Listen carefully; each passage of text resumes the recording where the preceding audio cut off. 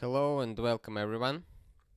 Last time we were working on feature-clojure for Clojure development environment, and we did a small refactoring of RD and introduced a new cool thing called per project features. And today I will cover this topic with a few details. It's still not finished, so there is no documentation yet, but it's already usable and probably you can try it. Hi, Alec. Okay, for people who are not familiar with RD features, you can watch previous streams about RD, and who not familiar with guix.shell, I recommend you to watch guix.shell overview and per project development environment. And let's talk about RD features.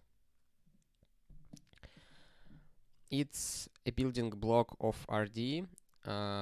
Usually it consists of few home services and few system services, and depending on how you call your reconfigure Gix reconfigure utility, it will use home services or system services.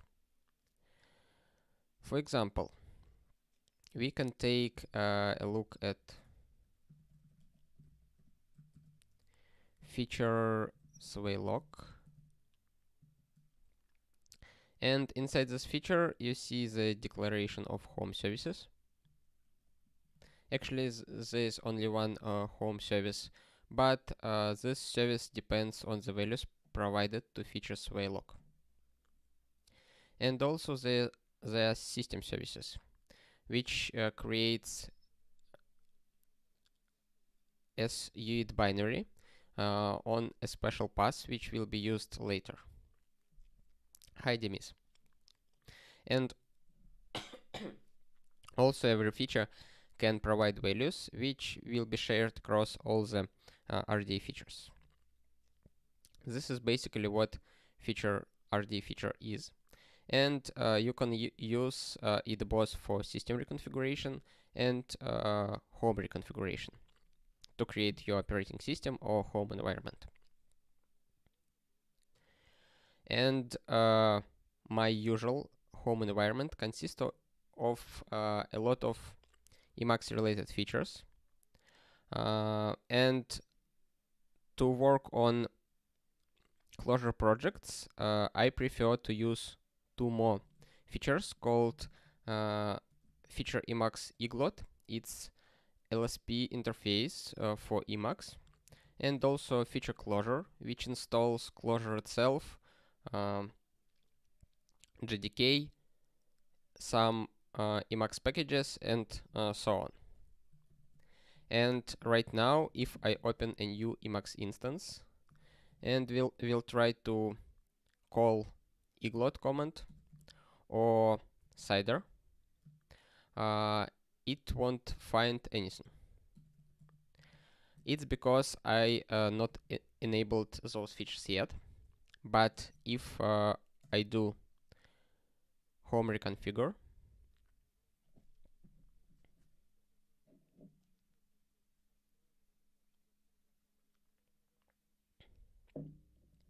probably it will take some time. But let's take a look at the content of feature-clojure, for example. You can see this is a feature which accepts a few arguments. Clojure tools CLI, Clojure LSP, it's LSP server, which will be used JDK, and inside this feature we set up a lot of stuff. Install packages, do some Emacs configuration to work better with Clojure files, setting some arguments to eglot to understand where to look for a Clojure LSP binary, and some settings for Clojure mod. Also some additional packages. And we just provide one RD value which says that feature-clojure is enabled.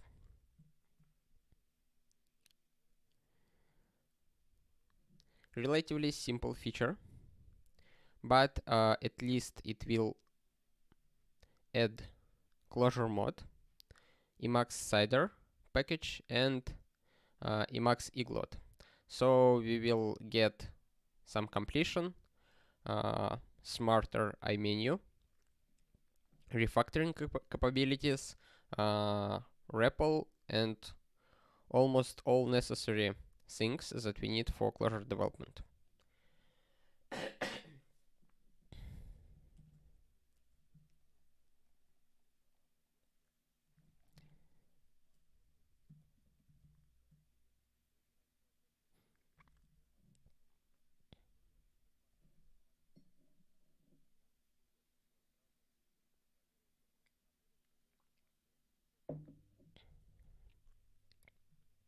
Actually, we covered almost 1/3 of today's material, so I expect today's talk to be short, but we'll see how it goes.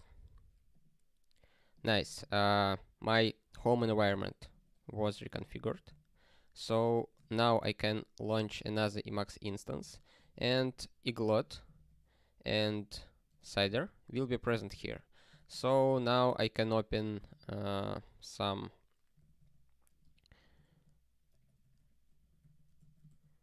Clojure project,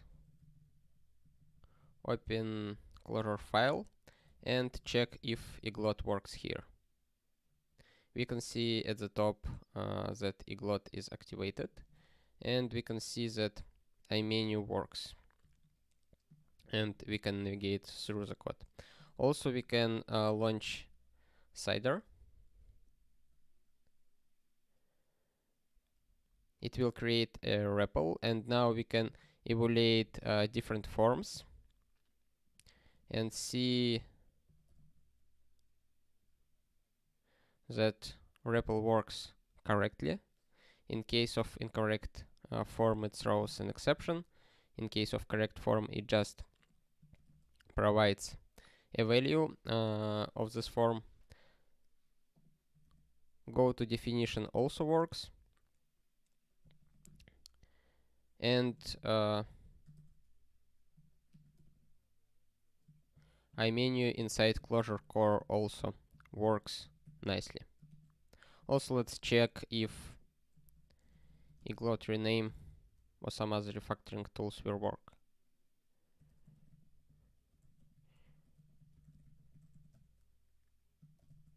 As we can see, all three instances of this variable was changed simultaneously.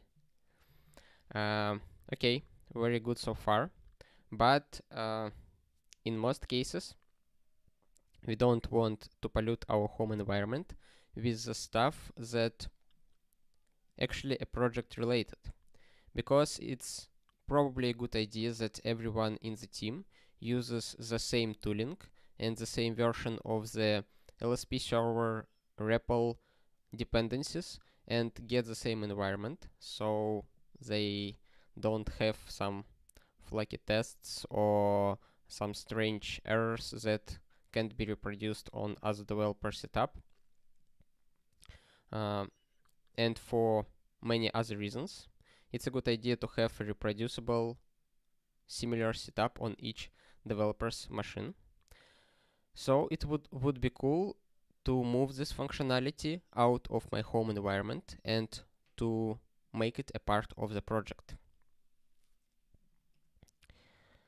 For this, last time on the previous stream, we made it possible to extract packages which defined for home environment and use them inside every arbitrary guix expression. And using this feature, we will be able to create per project development environment, which contains all the necessary stuff for working on the project. In our case, it will be packages and configuration for Emacs packages, JDK, Clojure tools, and LSP. Okay, let's remove eglot and feature-clojure from our home environment, rebuild the home environment,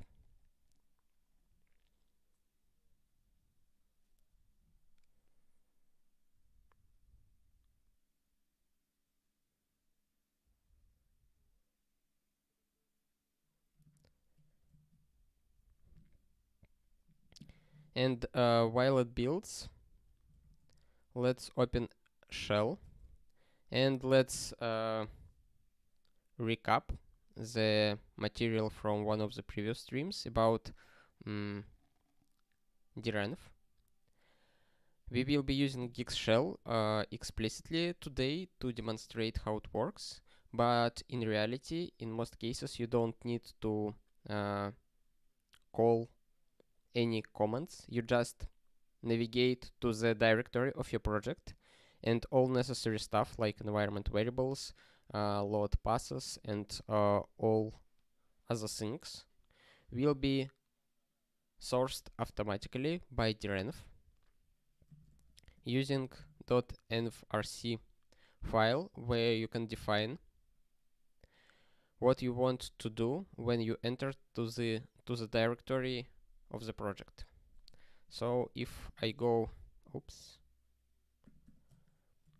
if I go to the directory of the project,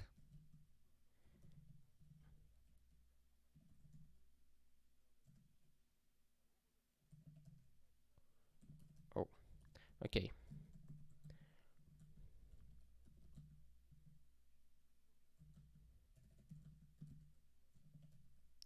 You can see that direnv triggered here, but due to commented comment here, nothing happened. But for example, in different project like RD, you will see that the process takes a little more time, and you will see that some environment variables was set, like pass, info pass, and some other variables. And for example, here we have make available, but outside of this directory there is no make command. Okay, we reconfigured our home environment, and now if I launch another Emacs instance and try to launch eglot or cider, we will see that there is no eglot and cider. But let's get those packages available for our project environment, and for this we will be using guix.scm file. Guix.scm file has a package definition, and this package definition has native inputs, which contains a list of packages that are required for our project to operate. In our case, it will be list of packages required for development. It can be a list of packages required for build, and it can be a few packages defined here, and depending on your needs, you will be using different one for different environments. For example, for development environment, you use the version which contains development dependencies, and for build environment you will have a stricter and narrower number of dependencies which are required for build, but you won't have additional dependencies that are required for development. We won't be covering the topic of splitting those version of environments today, but we'll see how to use feature from RD inside our project environment.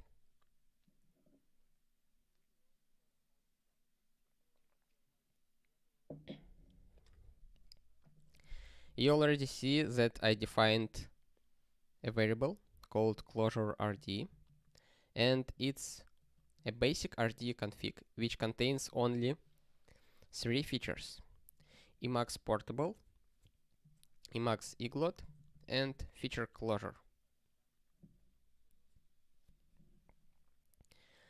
After that, you can also see that here I define Clojure LSP package, which basically just downloads a compiled version of Clojure LSP. Later, I hope we will make a Graal VM build system and we'll be able to build it from source. But for now, and for our example, it will work. We have a Clojure LSP package, which we use as an argument to feature-clojure. And after we defined rd-config, we can evaluate it and extract the list of packages which defined for home environment, and use this list of packages for our development environment. That means that our development environment will contain JDK, Clojure, tools, emacs packages for LSP and Clojure, and also the configuration for those emacs packages. Please remind me if I forget to explain how configuration for emacs packages get loaded in the development environment. I will cover this topic. Okay, now let's take a look how it works. We will go to the guix.scm project, and here we will call nix-shell command, but like this. What we do here, we set a guix.scm path to our RD repository. It won't be necessary in case we use channels SCM. I will show later, or will explain at least later, how to use channels and channels log.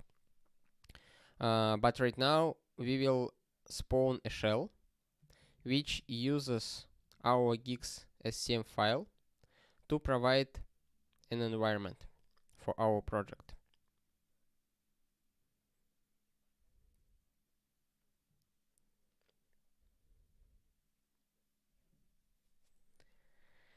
Here we will get an ability to call emacs, and we'll see where is the same emacs as I have, but with a header line having a different color.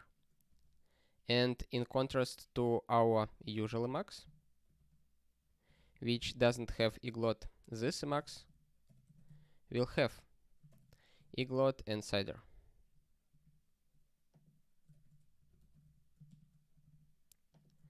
It means that at least we have 2 additional packages in this emacs and this colored header line. I decided to make the header line have a different color because it explicitly says that we use emacs with from different environment. The same way, when you inside project environment, your shell will have additional bracket of blue color. And now, if we open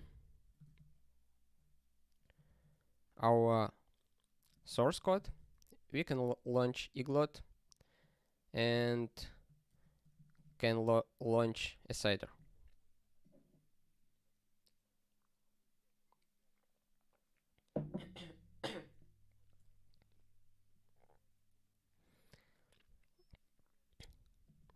Cider will launch a REPL, and now we can evaluate forms and see the result in real time. And do refactoring as we did before. Or, for example, eglot symbols. see all the project symbols. Oh, actually in this project we don't have a proper namespace structure, so it probably won't show too much. But for example, iMenu still works. Good. Let's take a look first at how our configuration propagated to this emacs. Hi Adolfo.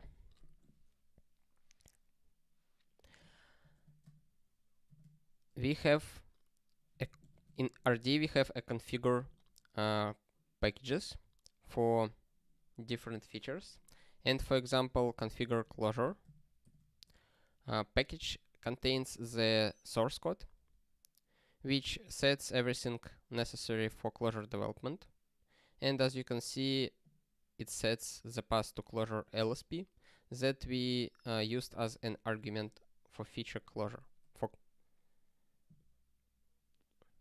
and some other stuff. And you can see that it has afterload cookies at the beginning of each form, which means that when I open emacs, it automatically will evaluate those forms and I will get this settings loaded.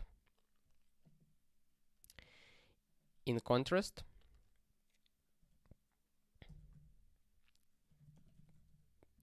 configure git doesn't have this afterload cookies, but it still get loaded somehow. And it's true for all other features and all other configure packages which are part of my home environment. The way they loaded is defined in init.el file, and inside init.el file we see a lot of require directives. This way all the configure packages loaded for my home environment emacs, and for my per project emacs they loaded using this afterload cookie.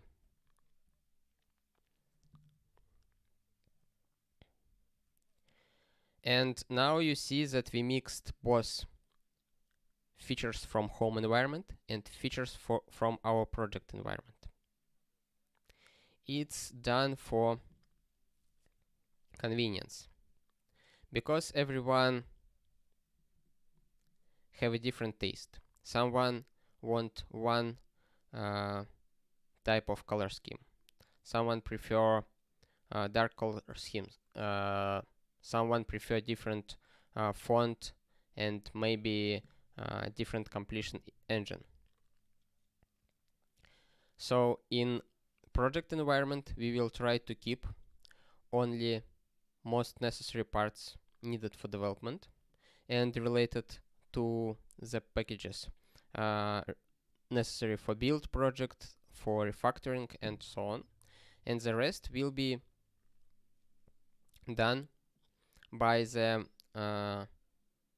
developer itself, and he will be able to customize it, not interfering with development environment.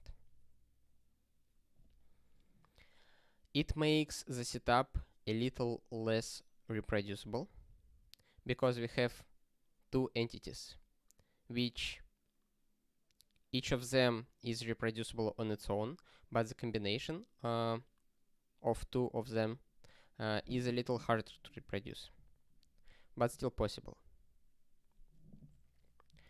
It's a trade-off, and it's done intentionally for convenience reasons.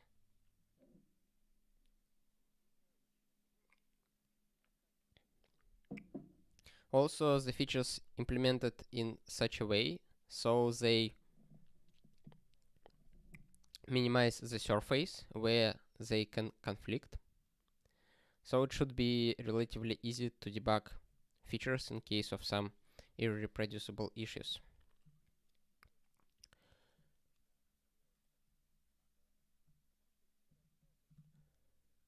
Okay, for some reason I disconnected from IRC. I'm not sure if you can seems the internet is still present.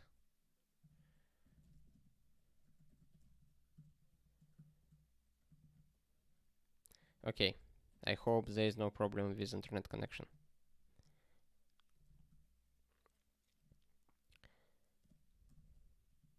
I lost the thought.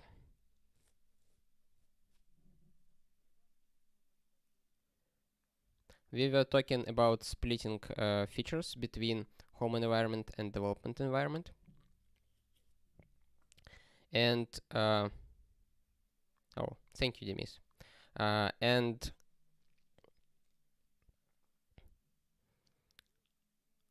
we actually can get an absolutely reproducible environment by using a pure flag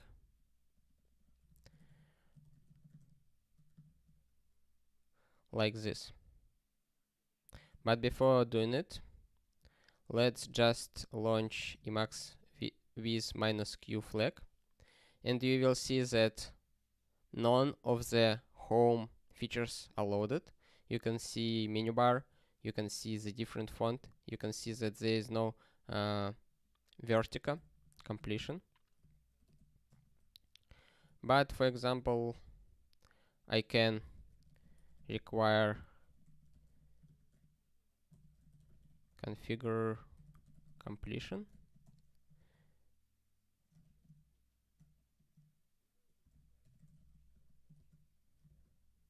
And now you will see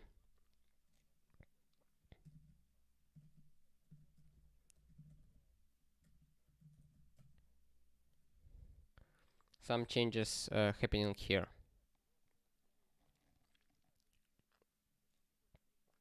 Due to design of configure appearance, it only works on startup, but works a little incorrectly if I call it manually. Probably I need to adjust it. But most of the features can be loaded in runtime. Good. And now you can see that I have almost pure Emacs with no configurations. And now it's really easy to debug the part of configuration or exact feature that bring in some troubles to us. But we can go deeper and get a pure environment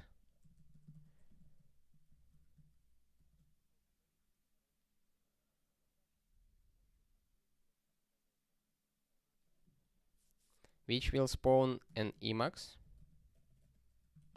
which doesn't have vertica or marginalia or something else except cider, eglot, and a few more packages that we have in our development environment.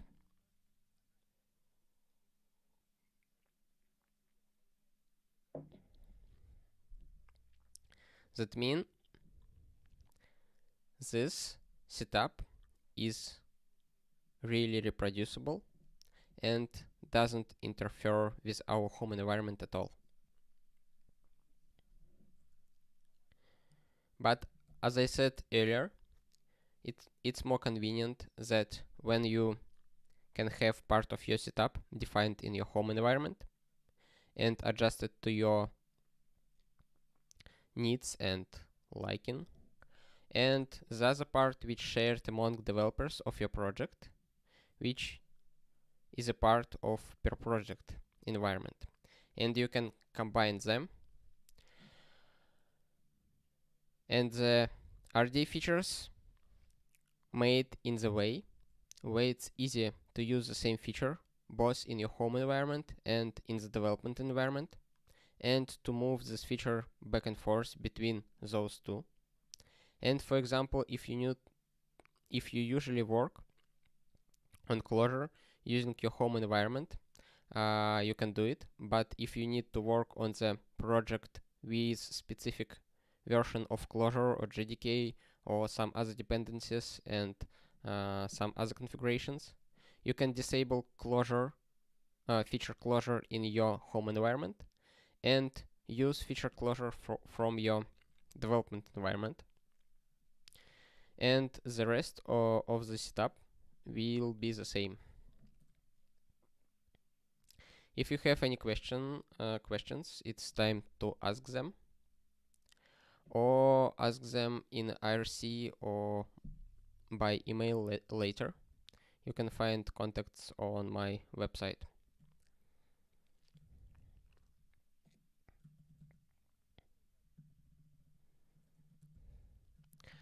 One more thing that I would like to cover today is this guix.scm pass that I use. Usually you don't need it, because here you have channels definition, and here in channels definition I have 3 channels: default guix channel, RD channel, and non-guix channel, which contains CLG package. And using those channels and simple make target, like this one, I can generate channels log file which contains exact version of channels. And using this channels log file, I will be able to reproduce the development environment very precisely. And to use it this way, instead of setting guix.scm pass, I will do something like guix time machine -c channels log scm -shell,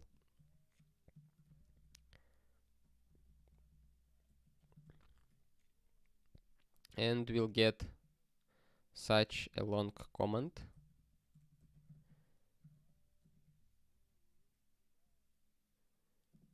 that I will add here for the future reference.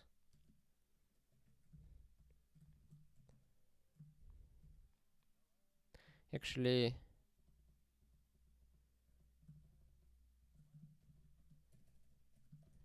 this one.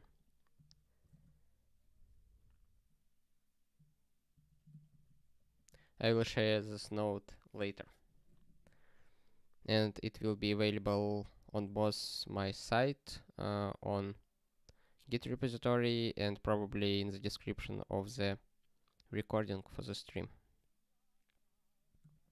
This command allows to launch emacs from our development environment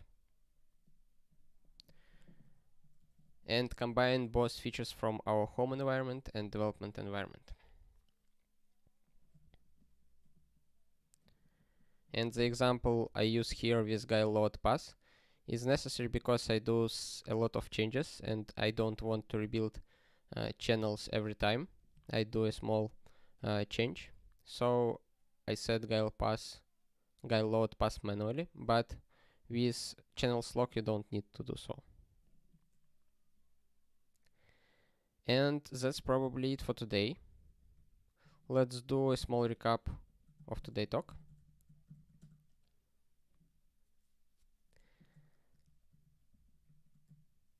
This feature is a work in progress right now, and I'm still experimenting and changing and adjusting both features and RDE and some internals.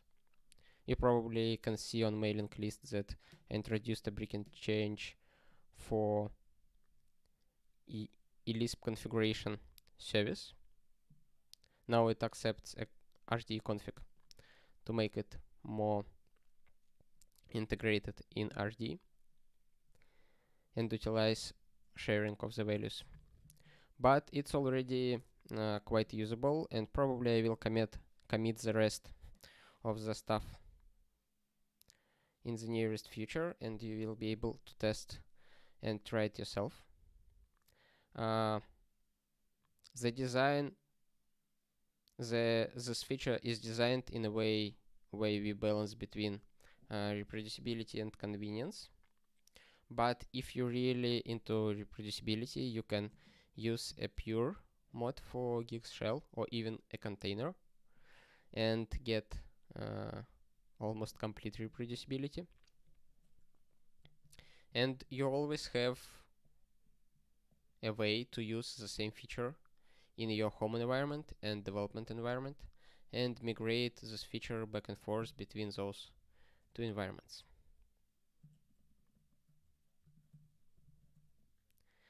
I think that's it for today. Thank you everyone who joined, and I hope you enjoyed, and see you in a bit.